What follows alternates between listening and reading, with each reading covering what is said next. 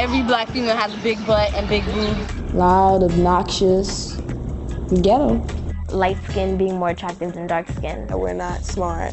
We're this way, we're that way, and a lot of times we have to prove ourselves as not being true. At a young age, I already knew the standards for a girl like me. As I become older, they become more obvious. You have to have permed hair, relaxed hair. You know, straight hair or like blonde hair, you know, long waves or something. And if it's natural, that's good hair. Like bad hair is hair you have to relax because it's kinky. Like it's not like appealing to have like natural hairstyles, or like if they are natural, they have to be like the curly head like black girls or something that looks mixed or something. And I remember when I first started wearing my hair natural, at first my mom was okay with it, and she thought it looked nice. And then after like the second day, she was like, oh, stop that. She was like, you're starting to look African. I was like, well, I am African, and that really pissed me off. There are standards that are imposed upon us, like, you know, you're prettier if you're light-skinned. I knew people in the past that just wanted to be light-skinned, not for any particular reason, you know, because they love themselves. I mean, they love themselves except for, you know, the color of their skin. Like my siblings are all lighter than me, and my mom, she's dark-skinned, but she's lighter than me. So like I noticed, and I was like, hey, how come I'm the darkest, and you know everybody else is so light? And I don't know. Since I was younger, I also considered being lighter as a form of beauty, or you know, beautiful than being dark-skinned. So I used to think of myself as being ugly because I was dark-skinned. I knew people who actually went out there and got, you know, bleaching cream and everything.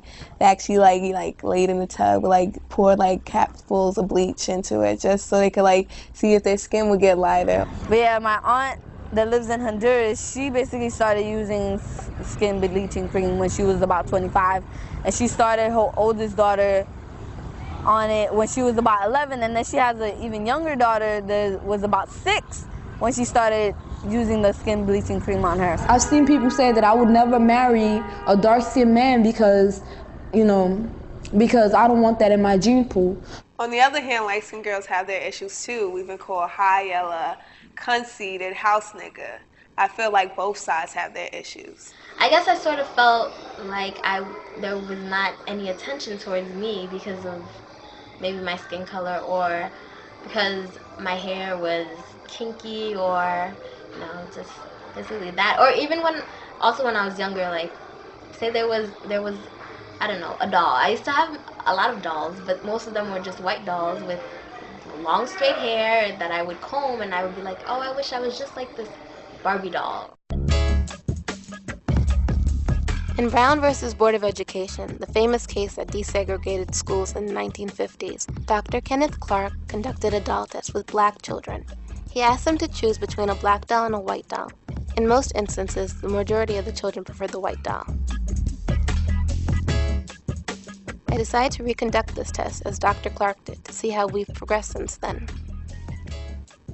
Can you show me the doll that you like best, or that you'd like to play with? This one.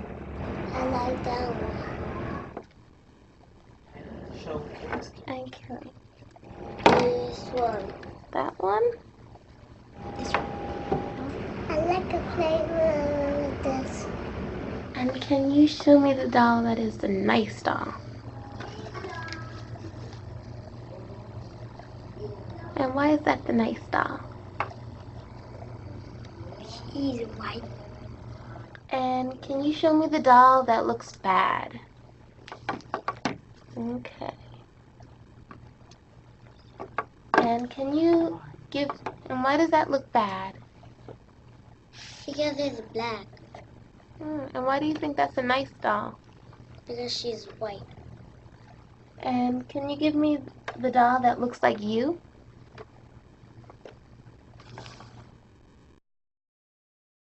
"15 out of the 21 children preferred the white doll. Our ancestors came to this country and they were pretty much ripped out of their culture. You know, they couldn't speak their language. They couldn't, you know, they couldn't be themselves. They had to be like what everybody else told them to be. When you don't know where you're from and you don't know what country you're from, all you know is basically you're from Africa, that's all you're given.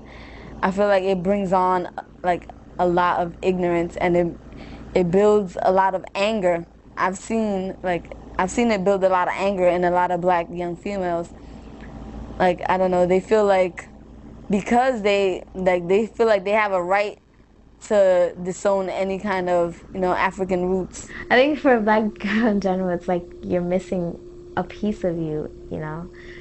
And for me, yeah, it's like, oh, I don't have any actual heritage, not heritage, but culture. Like, I know I'm from Africa, but you know, the different countries in Africa have their different cultures, their different morals, their different values, and not knowing that it sort of keeps us at a loss, and I feel like we're busy searching for it while everybody else in society is throwing their ideas and what they believe we should be at us. But you know, personally, we know that's not what we should be, but we're gonna take it because we don't know exactly what it is that we should be, because we don't really know where we came from.